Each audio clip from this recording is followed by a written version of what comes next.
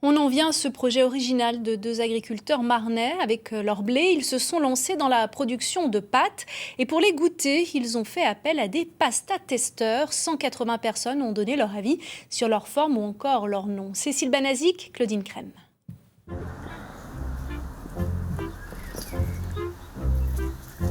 Merci.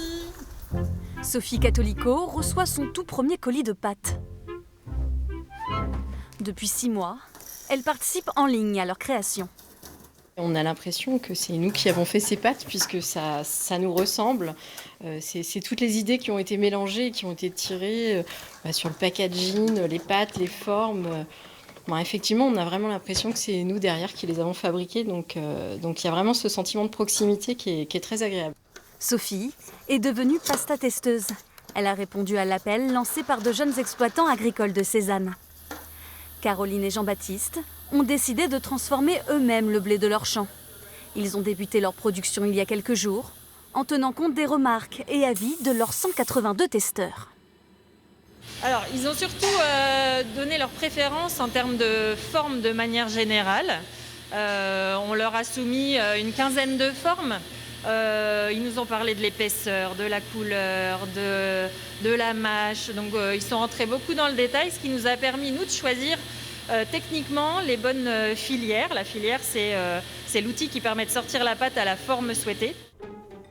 Chers pasta-testeurs, tous les questionnaires commencent de cette manière. D'ailleurs, Sophie est de nouveau sollicitée suite à la réception de son colis. Donc là, le questionnaire d'aujourd'hui nous permet de noter le paquet, de vraiment dire ce qu'on en pense.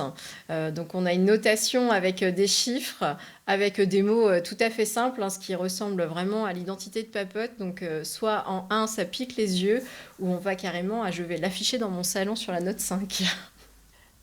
Donc on nous demande de noter la couleur du coup des pâtes avant la cuisson, aussi la couleur des pâtes après la cuisson. Ces pâtes s'inscrivent dans une démarche plus globale. Elles reflètent les convictions de ces exploitants.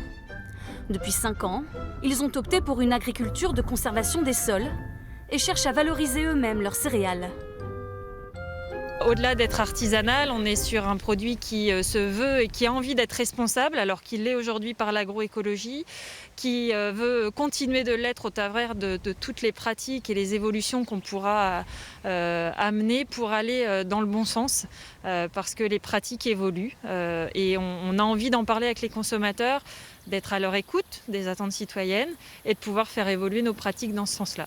Après 2 ans et demi de réflexion, leur projet se concrétise enfin. Et hors de question que leurs produits parcourent des centaines de kilomètres, la distribution sera évidemment locale.